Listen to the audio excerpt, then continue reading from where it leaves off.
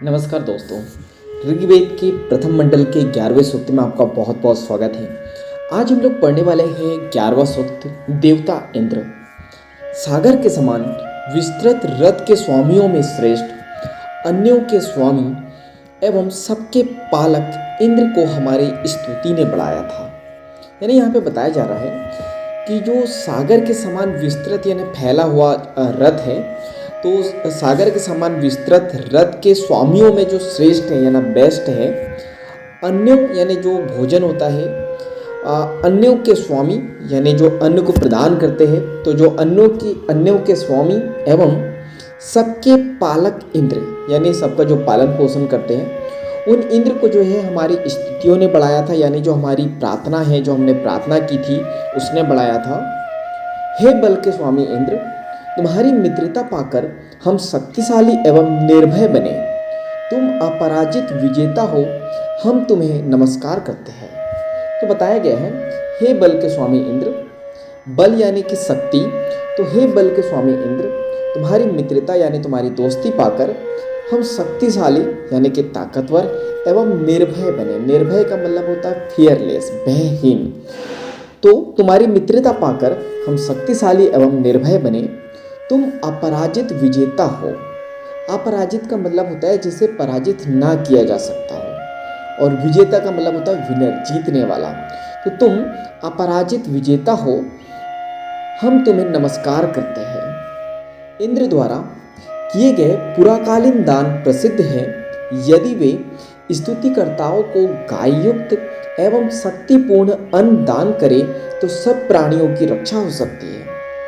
तो यहाँ पे बताया जा रहा है कि जो इंद्रदेव हैं, इंद्र द्वारा किए गए पुराकालीन दान प्रसिद्ध है। तो पुराकालीन का मतलब होता है बहुत पुराना दान जो है वो प्रसिद्ध है, फेमस है।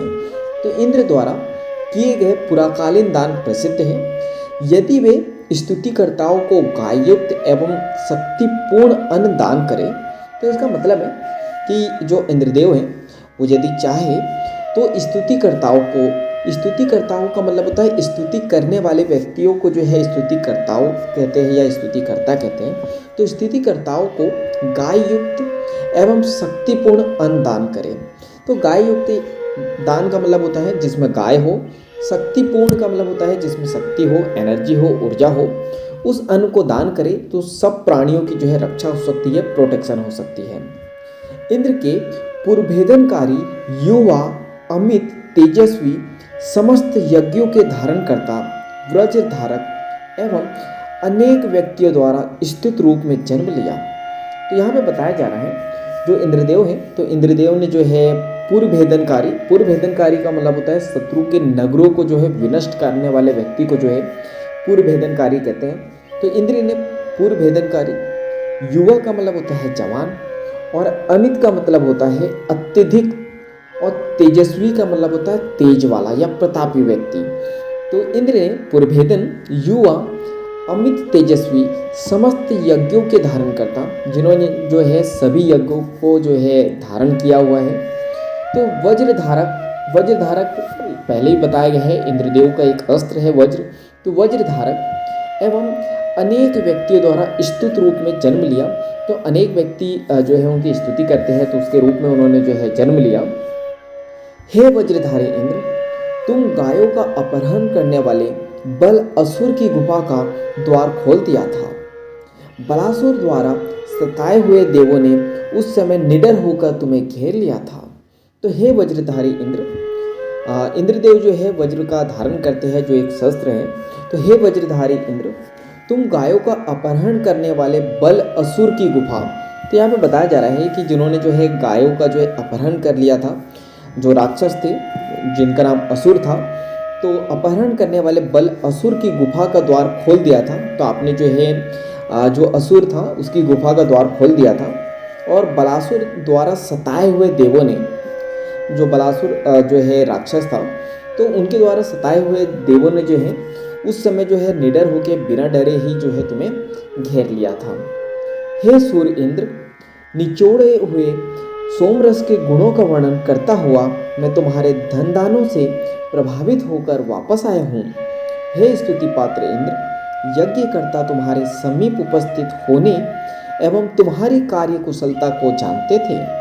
हे सूर्य इंद्र, सूर्य का मतलब होता महान, तो हे महान इंद्र या हे सूर्य इंद्र, निचोड़े हुए सोमरस के गुणों का वर्णन करता हुआ।